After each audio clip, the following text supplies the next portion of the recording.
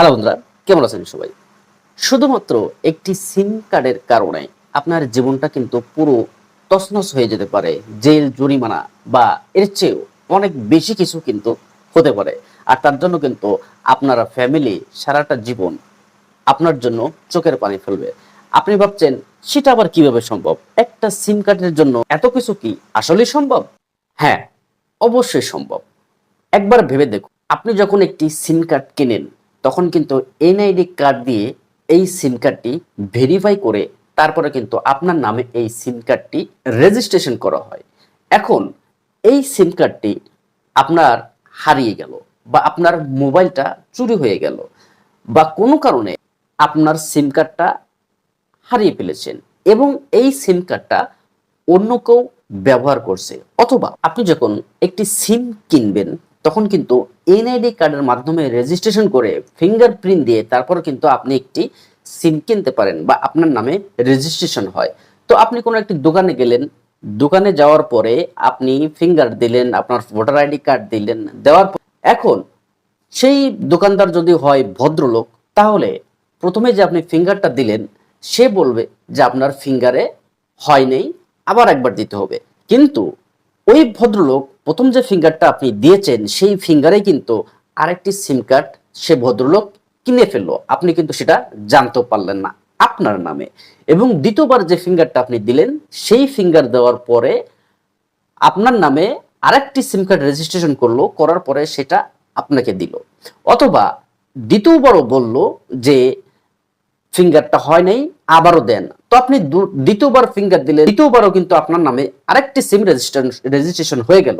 তাহলে দুটো সিম কিন্তু রেজিস্ট্রেশন হয়ে গেল। এবং তৃতীয়বারে আবারও আপনি ফিঙ্গার দিলেন, ফিঙ্গার দেওয়ার পরে 3 নাম্বার যে ফিঙ্গারটা আপনি দিলেন সেই ফিঙ্গারে যে সিম কার্ডটা রেজিস্ট্রেশন করলো সেই সিম কার্ডটা আপনাকে দিয়ে দিল এবং আপনি খুশি মনে বাড়িতে চলে আসলেন যে আপনি একটা সিম কার্ড কিনলেন। এখন দুটো সিম কার্ড কিন্তু আপনার নামে আরো রেজিস্ট্রেশন হয়ে গেল এবং এই দুটো সিম কার্ড কিন্তু সেই ভদ্রলোকের কাছে, সেই দোকানদারের কাছে কিন্তু থেকে গেল। অথবা যে সিম কার্ডটা আপনাকে হারিয়ে গেছে, অথবা যে মোবাইলটা হারিয়ে যাওয়ার সুবাদে সিম কার্ডটা হারিয়ে গেছে, সেই সিম কার্ডটা আপনি বন্ধ করেন নাই, সেই সিম কার্ডটাও কোনো ভদ্র মানুষ পেয়ে গেল। পাওয়ার পরে এবার আপনি একবার ভেবে দেখুন, এই ভদ্রলোক যদি আপনার এই সিম কার্ডটা ব্যবহার করে কোনো অনৈতিক কাজ করে বা কোনো সন্ত্রাসী কর্মকাণ্ড করে বা কোনো রকম আইনি বিরোধী কোনো কাজ যদি করে থাকে, তাহলে আপনার অবস্থাটা কি হবে? যখন ওই ভদ্রলোককে খুঁজতে তার মোবাইল ট্র্যাক করা হবে তখন এই সিম কার্ডটা পাবে, পাওয়ার পরে এই সিম কার্ডের ডিটেলসটা কিন্তু আপনারই, ওই ভদ্রলোকের কিন্তু না। কারণ ওই ভদ্রলোক আপনার নামে যে সিম কার্ডটা আছে সেই সিম কার্ডটা কিন্তু ব্যবহার করছে। এবার আপনি ভাবেন, যখন আপনার নামে এই সিম কার্ডটা রেজিস্ট্রেশন করা থাকবে তখন আইন কর্তৃপক্ষ বা আইনের লোক কাকে ধরবে? ওই ভদ্রলোককে ধরবে নাকি সিম কার্ডের যে মালিক তাকে ধরবে? অবশ্যই আপনাকেই ধরবে। এবং এই কারণে আপনার জীবনটা কিন্তু তছনছ হয়ে যেতে পারে। আপনার ফ্যামিলি কিন্তু আপনার জন্য সারা জীবন ভোগান্তিতে পোয়াতে পারে এবং আপনার লাইফে কিন্তু বিশাল কিছু একটা, কোনো একটা দুর্ঘটনা কিন্তু ঘটতে পারে। তো এখন আপনি যদি চান যে আপনি যে সিমটা ব্যবহার করছেন সেই সিম কার্ড ছাড়া, সেই নাম্বার ছাড়া অন্য কোনো নাম্বার আমি রাখবো না, বা আমি কিভাবে দেখব যে আমি যে সিমটা ব্যবহার করি সেই সিম ছাড়া অন্য কোনো সিম আমার নামে রেজিস্ট্রেশন আছে কিনা, সেটা জানার কোনো প্রসেস আছে কিনা? হ্যাঁ, অবশ্যই আছে। এই প্রসেসটা নিয়েই আজকে আমাদের এই ভিডিও। তো চলুন আমরা মূল আলোচনায় যাই। তো মূল আলোচনায় যাওয়ার আগে আপনাদের কাছে একটা রিকোয়েস্ট থাকবে, এখনো পর্যন্ত যদি আমাদের চ্যানেলটি সাবস্ক্রাইব এবং পেজটি ফলো না করে থাকেন তাহলে চ্যানেলটি সাবস্ক্রাইব এবং পেজটি ফলো করুন। কারণ এরকম ইনফরমেটিভ ভিডিও কিন্তু রেগুলারলি আমরা আমাদের চ্যানেল অথবা পেজে আপলোড দিয়ে থাকি।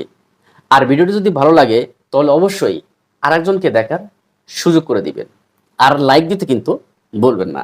তো চলুন আমরা মূল প্রসেসে যাই। তো এই জিনিসটা করার জন্য আপনার হাতে যে মোবাইলটা আছে সেই মোবাইলটাই কিন্তু যথেষ্ট।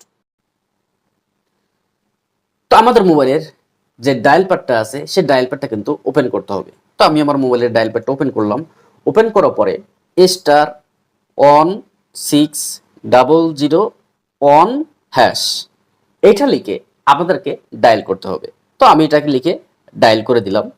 তো ডায়াল করার পরে এরকম একটা ইন্টারফেস কিন্তু আমাদের সামনে চলে আসলো। চলে আসার পর এখানে আপনার যে এনআইডি কার্ডটা আছে এই এনআইডি কার্ডের লাস্ট 4টা ডিজিট কিন্তু আপনাকে এখানে দিতে বলছে। তো আমি আমার এনআইডি কার্ডের লাস্ট 4টা ডিজিট আমি এখানে দিয়ে নিলাম। দেওয়ার পরে এখানে যে সেন্ডটা আছে এই সেন্ড বাটনে ক্লিক করলাম। ক্লিক করার পরে কিছুক্ষণের ভিতরে আপনার মোবাইলে কিন্তু একটা এসএমএস আসবে। তো আমার মোবাইলে এসএমএসটা চলে আসলো। আমরা এখন ব্যাক বাটন প্রেস করে মোবাইলে ব্যাগে আসলাম। ব্যাগে আসার পরে আমাদের যে এসএমএস অ্যাপসটি আছে এই অ্যাপসটি আমরা ওপেন করব। তো দেখেন আমাদের এসএমএসটা কিন্তু চলে আসলো। চলে আসার পরে 16001 এই এসএমএসটা আমরা ওপেন করলাম। ওপেন করার পরে দেখেন আমার যে এনআইডি নাম্বারটা আমি দিয়েছি সেখানে কিন্তু টোটাল 4টি সিম কার্ড কিন্তু রেজিস্ট্রেশন করা। জিপি প্রিপেইড একটা, তারপর এয়ারটেল প্রিপেইড একটা, তারপর হচ্ছে টেলিটক প্রিপেইড 2টা, মানে টোটাল 4টা সিম আমি ব্যবহার করেছি। সেই 4টা সিমই কিন্তু এইখানে দেখাচ্ছে। সিকিউরিটির কারণে প্রথমে 017 016 015 এটি দেখাচ্ছে এবং লাস্টে 3টা অক্ষর দেখাচ্ছে সিকিউরিটি পারপাসের কারণে।